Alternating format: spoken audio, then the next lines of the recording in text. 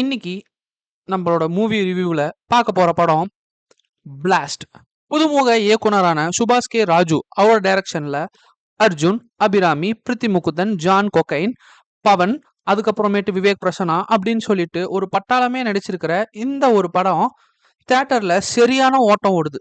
அதுக்கான காரணம் என்ன, அதை சொல்லி நம்ம இப்போ இந்த வீடியோவில் பார்க்க போகிறோம். கராத்தே மாஸ்டரா இருக்கிற நம்ம அர்ஜுனுக்கு ஒரு அமைதியான குடும்பம் இருக்குது. இந்த குடும்பத்துக்குள்ளார எதார்த்தமா ஒரு பிரச்சனை வருது. அந்த பிரச்சனையிலிருந்து அவங்க எப்படி சமாளிக்கிறாங்க, எப்படி போராடுறாங்க அப்படின்றது தான் இந்த கதையே. ரொம்ப சிம்பிளான கதை. ஆனா, அத சூப்பராவே கொண்டு போயிருக்கிறாங்கன்னே தான் சொல்லணும். ஸோ, ஆரம்ப கட்டத்தில பார்த்தீங்கன்னா, அமைதியாவே இருக்கிறாங்க. பட் ஆனா, ஏதாச்சும் ஒரு பிரச்சனைனா மட்டும் சண்டை போடுறாங்க பயங்கரமா. இதுதான் சிம்பிளான கீ கான்செப்ட். இன்னொரு பக்கம் நம்ப ஜான் கொகேன் வேம்புலின்னு சொன்னா உங்களுக்கு நல்லாவே தெரியும். ஸோ, அவரு ஒரு பெரிய பிசினஸ் மேன். அவர் ஒரு ப்ராஜெக்ட்குள்ளார இன்வால்வ் பண்றாரு. அப்ப நடக்கிற ஒரு சில பல டிரான்சாக்ஷன்ஸ், இந்த ஃபண்டிங்ஸ், இந்த சம்மந்தப்பட்ட ஒரு விஷயம் இவங்க கிட்ட மாட்டிக்குது. அத எப்படி அவங்க எடுக்க வராங்க, இவங்க அதிலிருந்து எப்படி அத தொலைச்சு அத கிடைக்க விடாம பண்றாங்கன்றது தான் இந்த கதையே உங்களுக்கு one by one, one by ஒன்ன்னு சொல்லிட்டு பிளெண்ட் ஆயிட்டு போகும். ஸோ, இந்த படத்தோட மிகப்பெரிய அட்வான்டேஜ் என்னன்னு பார்த்தீங்கன்னா, ஸ்க்ரீன் பிளேவும், அதுல இருக்கிற அந்த சினிமாட்டோகிராஃபியும் தான். சினிமாட்டோகிராஃபர் படத்துக்கு சூப்பராவே தான் பண்ணியிருக்கிறாங்க. ஒவ்வொரு ஃபைட் சீக்வென்ஸுமே படத்துல நல்லாவே வந்திருக்குது. ஸோ, நம்ம தியேட்டர்ல பார்க்கறதுக்கு ஒரு என்ஜாயபிள் மூமெண்ட்டாவே தான் இருக்கும்.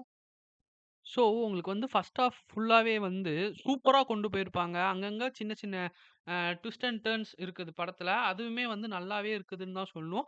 இன்டர்வல் படத்துல சூப்பராவே இருந்துச்சு. ஸோ, இப்ப நமக்கு டிஸ்அட்வான்டேஜ் எங்க வருது அப்படின்னு சொல்லி பார்த்தீங்கன்னா, செகண்ட் ஹாஃப்ல தான் வருது. அது ஏதோ ஒரு மாரி குளறுபடியா போற மாரி தான் சொல்லி அந்த செகண்ட் ஹாஃப் இருக்குது. பட் ஆனா அது தெளிவா இருக்குது. இன்னும் கொஞ்சம் அந்த செகண்ட் ஹாஃப் பெட்டரா பண்ணியிருக்கலாமோன்னு சொல்லிட்டு எனக்கு கொஞ்சம் பர்சனலா ஃபீல் ஆச்சுன்னே தான் சொல்லணும். இதுக்கப்புறமேட்டு என்னன்னு பார்த்தீங்கன்னா மியூசிக் ஒரு ஓரளவுக்கு நல்லதா பண்ணியிருந்தாரு. யார் மியூசிக்னா ரவி பஸ்ரூர் கேஜிஎஃப் படத்தோட மியூசிக் டைரக்டர். அவரு தான் இந்த படத்துக்குமே மியூசிக் போட்டிருக்காரு. உங்களுக்கு ஒரு மார்க்கோ ஆகட்டும், சலார் ஆகட்டும், கேஜிஎஃப் ஆகட்டும், அந்த லெவலுக்கு மியூசிக் இல்லனாலுமே, இந்த படத்துக்கு ஏத்த மாரி ஓரளவுக்கு நல்லாவே தான் மியூசிக் போட்டுருக்காங்க. எடிட்டுமே சூப்பரா தான் இருக்கு. இத பார்க்கறதுக்கு உங்களுக்கு லைக் டெபுட்டன்ட் டைரக்டரோட படம் மாரி லைட்டா எங்கேயுமே ஃபீல் ஆகாத மாரி தான் அந்த படத்தையே எடுத்திருக்கிறாரு. ஸோ ஓவராலா இந்த படம் நல்லாவே வந்திருக்கு. இன்னும் ஏதோ கொஞ்சம் அந்த செகண்ட் ஹாஃப்ல இம்ப்ரூவ் பண்ணியிருக்கலாமோன்னு தான் எனக்கு பர்சனலா இருக்கிற ஒரே ஒரு ஒப்பீனியன். வேற எதுவுமே கிடையாது. ஸோ இந்த படம் தியேட்டர்ல பார்க்கறதுக்கு வொர்த்தான படம் தான். ஆனா ஒன் டைம் வாட்சபிள் தான். ஸோ அவ்வளோதான் இந்த படத்தோட ரிவ்யூ. ஸோ இதோட முடிச்சுக்கிறேன். ஸோ மறக்காம நம்ம சேனல சப்ஸ்கிரைப் பண்ணாதவங்க பண்ணிடுங்க. அடுத்த வீடியோல சந்திக்கலாம். Bye bye.